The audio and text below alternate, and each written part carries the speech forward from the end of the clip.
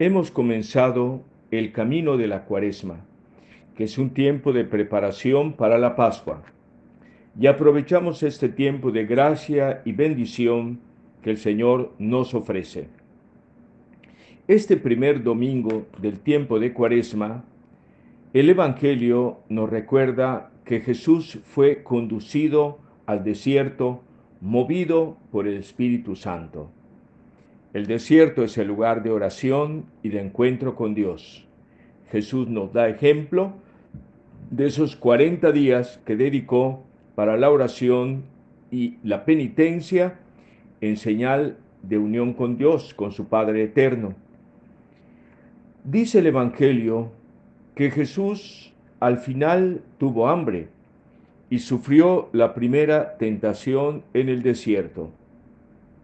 Aparentemente la primera tentación podría parecer indiferente, porque el demonio le pide a Jesús que convierta unas piedras en panes. El problema está que era un reto, porque Satanás le dice a Jesús, si eres el Hijo de Dios. Y efectivamente, cuando se quiere una demostración, cuando en realidad se quiere poner una prueba a Dios, viene el momento de tentación, que es algo tremendo. Por eso Jesús responde, no solo de pan vive el ser humano, sino de toda palabra que sale de la boca de Dios, que le da un sentido maravilloso a este tiempo de penitencia y de unión con Dios.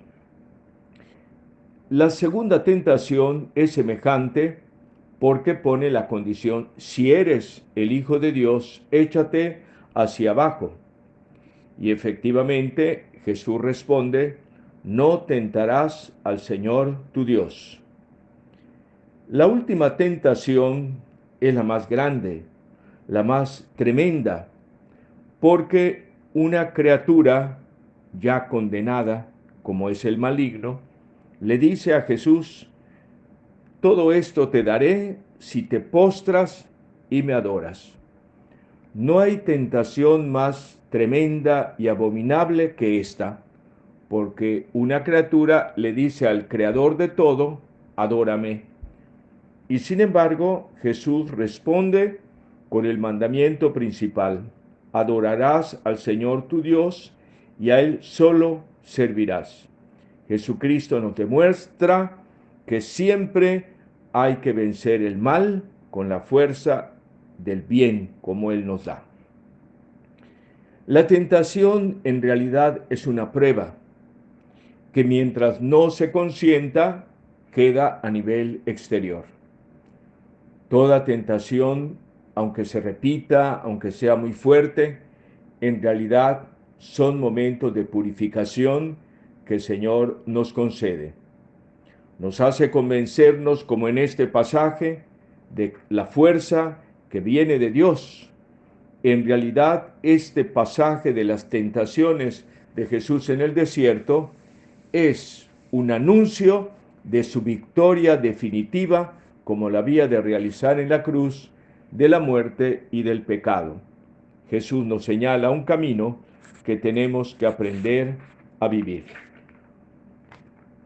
Cuando el libro del Génesis describe la tentación en la que cayeron nuestros primeros padres, nos da algunas características de cómo llega la tentación al ser humano, porque se presenta ordinariamente con una exageración. Cuando el maligno le dice a Eva, ¿es cierto que Dios les ha prohibido comer de todos los árboles del jardín?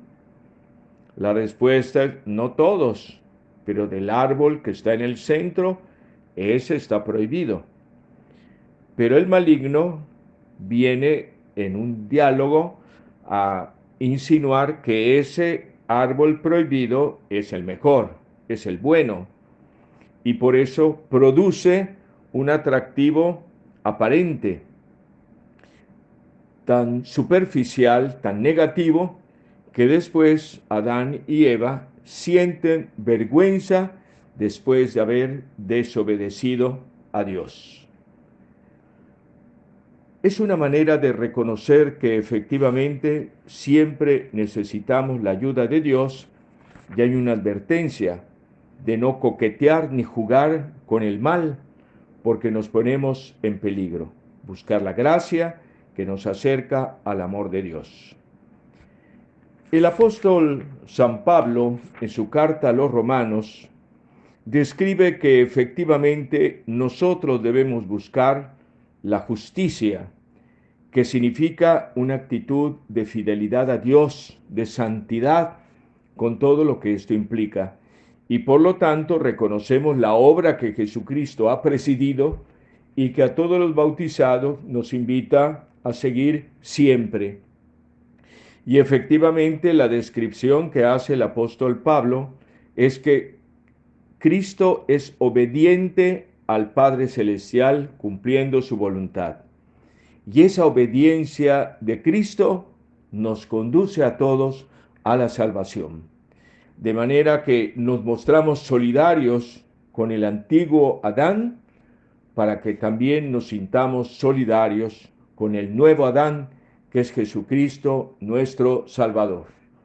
Para no cometer errores, el reconocer que desde que nacemos traemos la mancha del pecado original, al mismo tiempo reconocemos que por la gracia del agua del bautismo somos liberados por Cristo de toda mancha de pecado.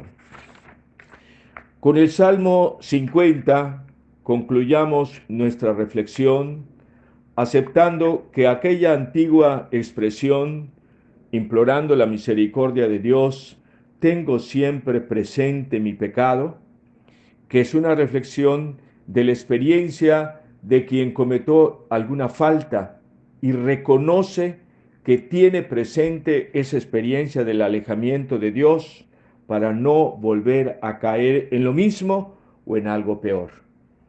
Y finalmente la expresión del Salmo que dice, devuélveme la alegría de la salvación, es como un reclamo, es como un reconocimiento de un derecho a vivir en la alegría, no quedarse sumidos en la oscuridad y en la tristeza del mal, sino arrepentidos y en esa actitud de cambio, ayudados por la gracia de Dios. Que la misericordia de Dios llegue a nosotros y nos sintamos comprometidos para ser anunciadores de la alegría y de la paz que Cristo nos concede a todos.